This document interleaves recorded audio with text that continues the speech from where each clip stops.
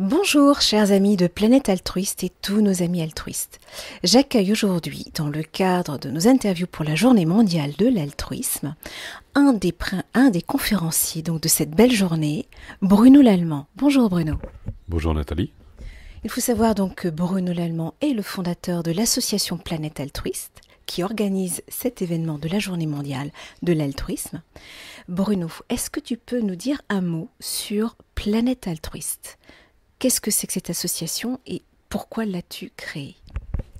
En fait, Planète Altruiste est née, j'ai envie de dire, d'une évidence par rapport à la situation générale sur la planète. Beaucoup de souffrances, on le sait aujourd'hui, beaucoup de souffrances humaines, beaucoup de souffrances animales aussi, beaucoup de destruction de la planète. En fait, le rapport du WWF, qui est tombé il n'y a pas très longtemps d'ailleurs, dit qu'en 40 ans seulement, c'est-à-dire la moitié d'une vie, on a anéanti 70% du vivant. C'est alarmant. Et c'est pour ça que Planète Altruiste a de bonnes raisons d'exister, parce qu'il y a urgence. Dans Planète Altruiste, c'est d'abord, et c'est ce qu'on va voir pendant la Journée mondiale de l'altruisme, c'est une plateforme entre les scientifiques, des gens qui sont sur le terrain, qui savent ce qui se passe exactement, et qui vont nous donner ces informations, et le public qui va pouvoir recevoir ces informations. C'est pour ça, entre autres, qu'a été créé justement Planète Altruiste. Et puis on le verra, et là j'invite les gens à venir à cette Journée mondiale de l'altruisme. Planète Altruiste est fort de beaucoup de propositions justement pour nous aider tous, parce qu'on est en train de détruire tout simplement notre habitat. Donc je connais ton parcours. Qu'est-ce qui dans ton parcours t'a amené justement à créer cette association, mais ce lien surtout de scientifique au public et ce lien je dirais, d'accompagnement quasiment du public par rapport à la connaissance de ce qui se passe sur cette planète aujourd'hui ? C'est moi-même. J'avais une certaine conscience écologique. J'avais conscience que la planète était en souffrance, que nous étions tous en souffrance. C'est évident, surtout dans le domaine qu'est le mien.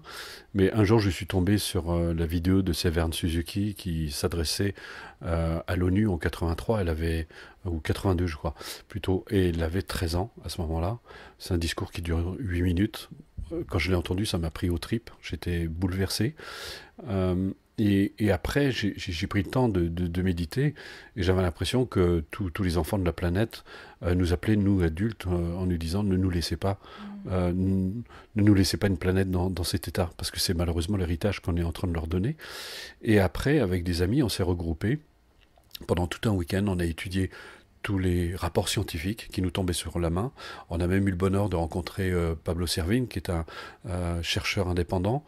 Et on a été là vraiment remué, on réalisait que les scientifiques ne faisaient pas du catastrophisme, mais que c'était vraiment la réalité, qu'il y avait, que l'être humain, aujourd'hui, est réellement en danger. Et qu'il faut se réveiller. Le problème, c'est qu'aujourd'hui, on ne change pas, on continue à faire les mêmes choses. Et on ne peut pas espérer avoir des résultats différents de ceux qu'on a obtenus jusqu'à maintenant si on continue à faire exactement la même chose. Et ça, c'est très important que les gens comprennent que les mêmes causes produisent les mêmes effets. Donc si on continue à surconsommer comme on l'a toujours fait, si on continue à maintenir ces habitudes, eh bien on va, c'est évident, dans le mur, comme disait Aurélien Barraud. Donc en réalité, dans cette journée-là, tu seras conférencier et justement, je crois que par rapport à ce que tu viens d'évoquer, tu as mis le doigt sur une incohérence de nos comportements. De fait, est-ce que tu peux nous dire un petit mot de de ce dont tu vas nous parler en fait sur cette conférence qui est justement la cohérence ?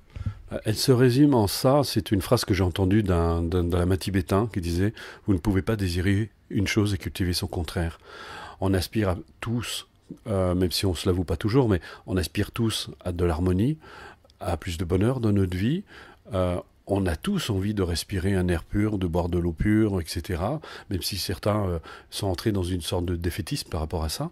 On aspire tous à ça. Mais on ne peut pas désirer justement cette vie-là et continuer à avoir des des comportements destructeurs.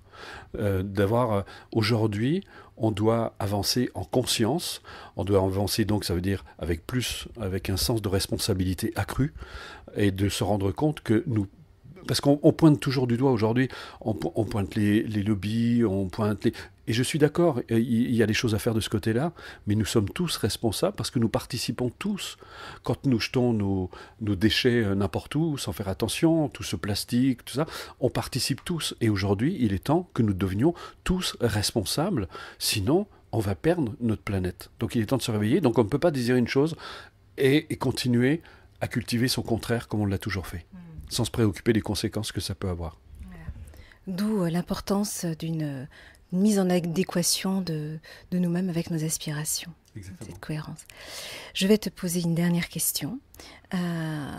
Récemment, lors d'une interview à la radio ou à la télé de Yann Arthus Bertrand, qui est un photographe-reporter assez connu, il disait comme ça aux journalistes que une révolution était nécessaire, mais qu'elle ne pouvait être ni économique, ni politique, mais il estimait, lui, être spirituel, pas dans le sens religieux, mais dans l'ordre du spirituel. Est-ce que toi, tu penses être quelqu'un de spirituel ? Alors là aussi, effectivement, tout dépend de ce qu'on met derrière le mot spirituel. Oui, dans le sens où je considère que spirituel, pour moi, c'est éveiller les qualités qui sont inhérentes à notre nature. Donc dans ce sens, oui, je suis profondément spirituel, puisque en plus je pratique la méditation depuis mon plus jeune âge. Donc pour moi c'est quelque chose de... Et là j'abonde tout à fait dans le sens de Yann Arthus Bertrand. Tout ce que nous faisons dans le monde n'est que la projection en fait de ce que nous portons en nous. Et c'est Gandhi qui disait « Devenez le changement que vous voulez voir apparaître ». Aujourd'hui, les êtres qui peuplent cette planète doivent incarner ce qu'ils veulent voir apparaître dans le monde. Et ça ne peut pas se faire sans une profonde réforme intérieure, sans un profond changement personnel. Et c'est grâce à ce changement, s'il n'y a pas ce changement intérieur, les changements extérieurs ne seront que des pis-aller. C'est chaque fois, on va jouer constamment les pompiers. Maintenant, il faut arrêter de jouer les pompiers. Ça suffit plus. Alors, on est obligé aujourd'hui, parce que, comme disait Nicolas Hulot, la maison brûle. Donc, il faut éteindre l'incendie, mais ça ne suffit pas. Parce que si on continue à rallumer les incendies, eh bien, on va constamment, et c'est ce qu'on fait constamment, comme je disais tout à l'heure, par nos choix de consommation, par notre attitude, par nos modes de fonctionnement. Et donc, il est temps que l'individu, et c'est là où justement on parle de transformation, de réalisation spirituelle, je dirais que moi je mettrais dans le mot spirituel, je l'associerais à devenir responsable de sa vie, responsable de ses actes, responsable de ses choix, et de se dire si je veux autre chose, je dois penser, agir et m'exprimer différemment. Sinon, j'aurai toujours le même résultat. Merci beaucoup, Bruno.